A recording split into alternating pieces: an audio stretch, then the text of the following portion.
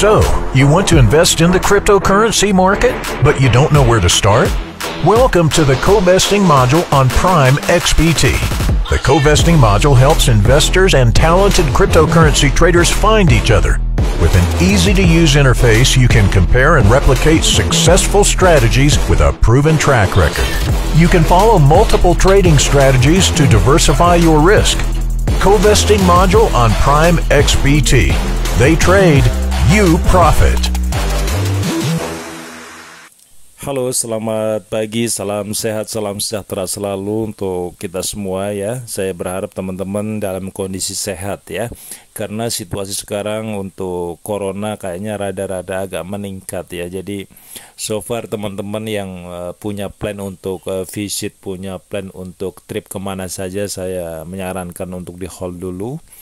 Fokus pada protek kesehatan diri dan keluarga kalian ya. Toh jika kalian memang punya waktu yang cukup untuk berpergian, pastiin ikuti protokol pemerintah setempat ya. Dan untuk saat ini kita sama-sama berdoa ke depan semoga situasi pandemik di seluruh dunia segera diangkat oleh Tuhan Yang Maha Esa dari bumi ya, dan kita semua bisa bebas beraktivitas, bekerja dan semuanya. Oke. Teman-teman ya, hari ini pagi ini saya coba mau mereview sebuah token yang baru lahir ya.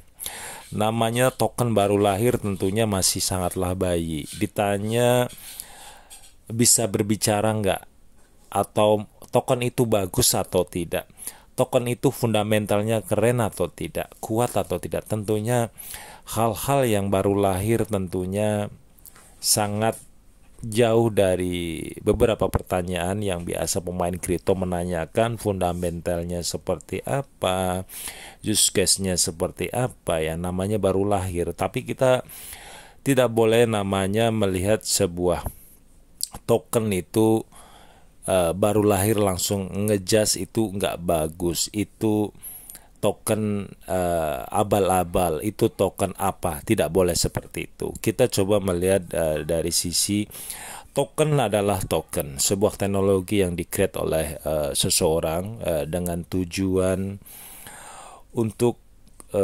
berkiprah di dunia cryptocurrency. So far tentu banyak hal-hal yang banyak faktor yang mensupport sebuah project itu berdiri kokoh ke depan ya. Tidak cuman mahir untuk mendevelop, tidak cuman mahir untuk memanage marketing untuk FOMO tim mereka market di seluruh penjuru dunia, tetapi juga kembali ke sang develop, sang pemegang pemangku kepentingan atas token tersebut. Artinya kita harus melihat, memprediksi orang itu akan amanah, orang itu akan bisa dipercaya untuk mendevelop sebuah token, dan kita sebagai user, sebagai holder, sebagai investor ingin menanamkan uang untuk membeli token tersebut. Tentunya yang tadi saya bilang, peran marketing, peran develop, peran investor atau siapa saja yang berkecimpung di dalam sebuah token itu tentunya harus satu visi, satu komitmen, satu tujuan, dan tentunya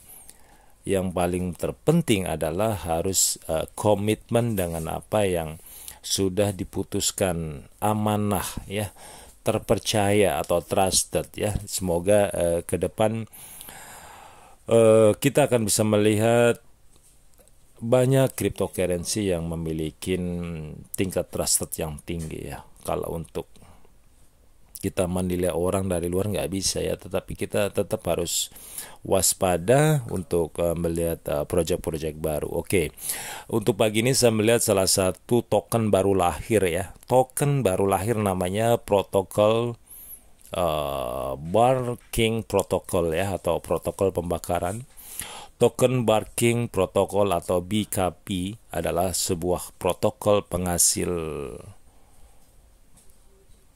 penghasil-hasil dan likuiditas yang otonom ya. Setiap kali seseorang membeli atau memprepare atau menjual token BKB, total pasokan otomatis turun dan pemegang mendapatkan imbalan atau gift.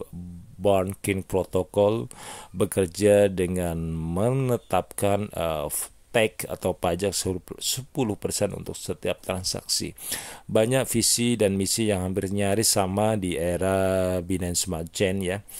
Harus kalian buka. Di sini ada juga white paper.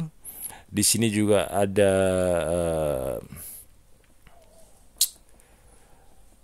beberapa informasi yang roadmap mereka di kuartal 3, kuartal 4, dan kuartal 1 2022 ya. Untuk saat ini mereka masih fokus di logo desain, sosial media ya, launching website versi 1 ya, tidak ada perselian atau itcoin. Liquidation lock 2 tahun ya, list di PancaSwap, bisa di prepare di PancaSwap ya, token brand. BSC verifikasi, list CoinGecko, list coin CMC atau Coin Market. Website versi 2 akan segera diupdate dan renews contract. Update logo di Trust Wallet ya, ini masih fokus di area quarter 3 2021. Dan di kuartal 4 nih rasa-rasa sudah akhir di kuartal 3 mendekatin kuartal 4 ya. Mereka akan fokus di listing exchange, mungkin banyak exchange yang mereka akan guide ya. Marketing combine ya, ada launching video promo, influencer marketing, dan ada beberapa schedule ama mereka mungkin di Twitter atau di di Telegram grup mereka ya. Kalian bisa cek juga di sana. Dan untuk Barking Protocol ya, total supply hanya 1 triliun ya. Total supply maksimum 1 triliun ya. Kalian bisa cek juga di kontrak BSC-nya, dan holder masih berada di 186 holder, sangat early ya. Dan ini kalian bisa pelajarin, kalian bisa cek lagi ya, barangkali ini menjadi salah satu acuan kalian untuk mempertimbangkan, karena melihat sesuatu tidak serta-merta kita harus bagus. Kalau udah bagus ya, orang tidak akan bertanya, Mas beli Bitcoin misalnya, atau Bu beli Bitcoin, tidak usah mereka akan berpikir 4 kali. Udah tahu Bitcoin sang pioner, udah mereka langsung ada uang, ada kesempatan entry yang baik, mereka beli. Ketika kita melihat informasi baru yang tadi saya ulas juga ya, setiap token baru, setiap apa baru, pelajarin ya, cek, recheck ya. Ini saya buat review bukan sebuah ajakan untuk kalian beli ya, tetapi ini sebuah informasi referensi ya. Barangkali kalian ingin memprepare atau tidak, itu nomor 2. Pertanyaannya adalah kalian harus melihat dulu informasi ini ya.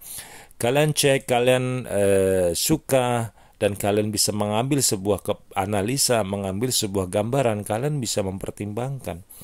Sebagai bahan pertimbangan tidak mesti harus niat belilah, membaca, mendengar ya, melihat project orang, ini kemana sih arahnya, visinya kemana. Kalian ini banyak harus referensi ya, tidak serta-merta kalian harus melihat ini harus beli, tidak begitu.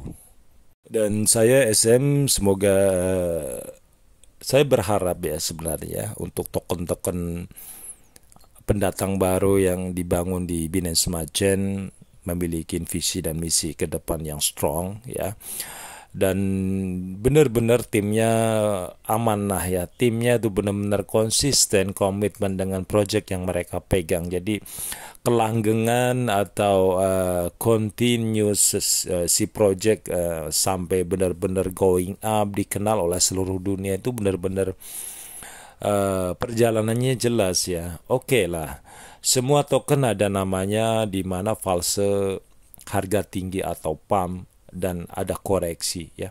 Sebenarnya itu hal yang sangat wajar. Kita sih nggak perlu harus memusingkan sampai hal-hal yang sedetail itulah ya. Kita kalau sudah niatnya untuk berterjun di kripto, sudah niatnya investasi, atau kalian mau terapkan di trading dengan style kalian, saya rasa ini nggak ada masalah ya. Apa masalahnya? Ketika kita nyangkut, ya kita lihat dulu nyangkutnya di mana.